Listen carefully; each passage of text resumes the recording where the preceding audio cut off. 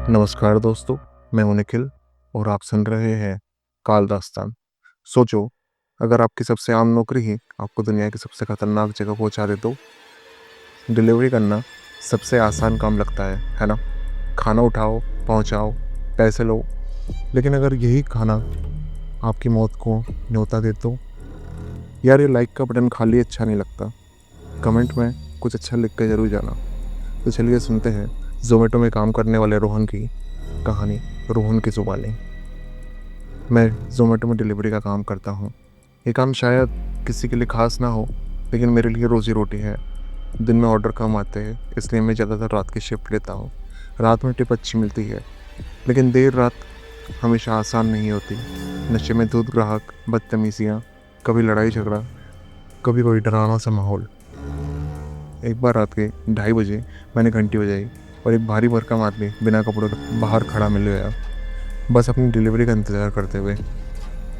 मगर पिछले हफ्ते जो हुआ, उसने मुझे रात के काम के लिए हमेशा से दूर कर दिया। रात लगभग 12 बजे मेरा फ़ोन बजा। ज़ोमैटो पर एक नया ऑर्डर था, साधारण सा एक पिज़्ज़ा और एक कोक, लेकिन टिप सामान्य से 3 गुना ज़्यादा थी। मैंने बिना सोचे उसे एक्सेप्ट कर लिया। लोकेशन देखी तो थोड़ा चौंक गया। ये शहर के बाहर का इलाका था। रास्ते में जाते हुए स्ट्रीट लाइट्स टिमटिमा रही थी, जैसे कई सालों से सही नहीं हुई हो। हवा अजीब तरीके से ठंडी चुभने वाली। मेरा मन कह रहा था वापस मुड़ जाओ। तभी फ़ोन वाइब्रेट हुआ। एक नया मैसेज आया, डिलीवरी पर पहुंचते ही 500 रुपये की टिप एक्स्ट्रा मिलेगी। बस यही मुझे आगे बढ़ाने के लिए काफ़ी था। जीपीएस मुझे जिस जगह ले गया, वहाँ एक पुराना 2 मंजिला घर खड़ा था। पोर्च आधा टूटा हुआ, पूरा घर घुप अंधेरे में डूबा हुआ था। मैंने घंटी बजाई, कुछ नहीं हुआ। दोबारा घंटी बजाई, अजीब सी चुप्पी। आखिरकार दरवाजे पर दस्तक दी और बोला, एक्सक्यूज़ मी, मैं ज़ोमैटो से आया हूँ। करीब 5 मिनट बाद फ़ोन पर मैसेज आया, खाना दरवाजे पर रख दो। अजीब लगा, लेकिन मान लिया। जैसे ही खाना रखा, मुझे घर के बारे में कुछ गड़बड़ी दिखी। यह सिर्फ अंधेरे में नहीं था, ये घर जला हुआ भी था। लकड़ियाँ काली पड़ चुकी थी, दीवारें राख जैसी लग रही थी, जैसे सालों पहले इसमें आग लगी हो। मुझे अचानक अजीब सा महसूस होने लगा।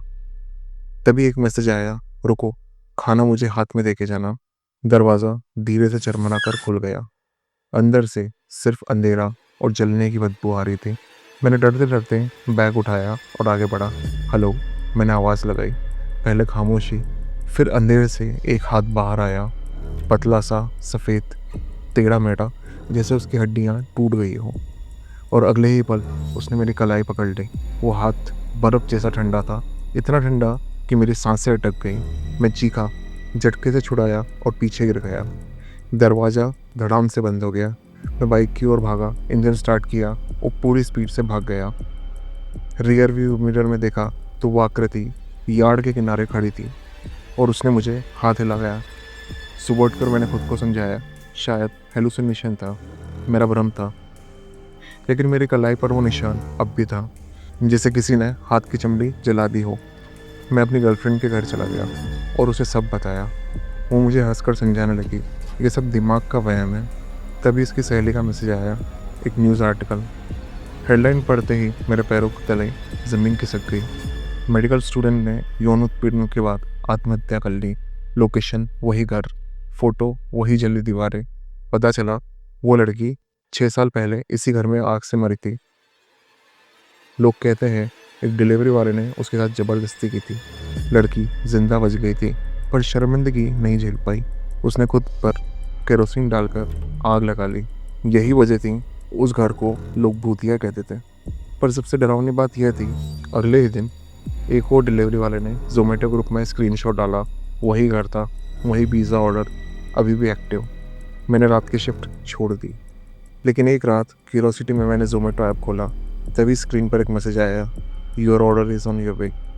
तुम्हारा ऑर्डर तुम्हारी तरफ आ रहा है। मैंने कोई ऑर्डर एक्सेप्ट नहीं किया था, लेकिन सिस्टम कह रहा था ऑर्डर असाइन हो चुका है। फ़ोन के रिफ्लेक्शन में मैंने उसे देखा, एक औरत, जली हुई त्वचा, फटे होठ, सुलगते बाल। वो मुझे घूर रही थी। मैंने घबरा कर ऐप को अनइंस्टॉल कर दिया, पर अगले दिन ही वो ऐप अपने आप इंस्टॉल हो गया। कल तक ये चक्र चलता रहा और आज रात ऑर्डर का मैसेज आया। ऑर्डर पिज़्ज़ा और कोक नहीं, ऑर्डर एक डिलीवरी वाला। डिलीवरी इंस्ट्रक्शन, घर के अंदर आ जाओ। और अगले ही पल फ़ोन वाइब्रेट हुआ। आपका ऑर्डर किसी भी पल आपके दरवाजे पर होगा। पर मैंने बाइक भी नहीं उठाई। तो डिलीवरी कौन कर रहा है? दरवाजे पर एक अचानक दस्तक हुई। कोई है? कोई है बाहर। आज की कहानी में इतना ही। कैसे लगी बताना ज़रूर।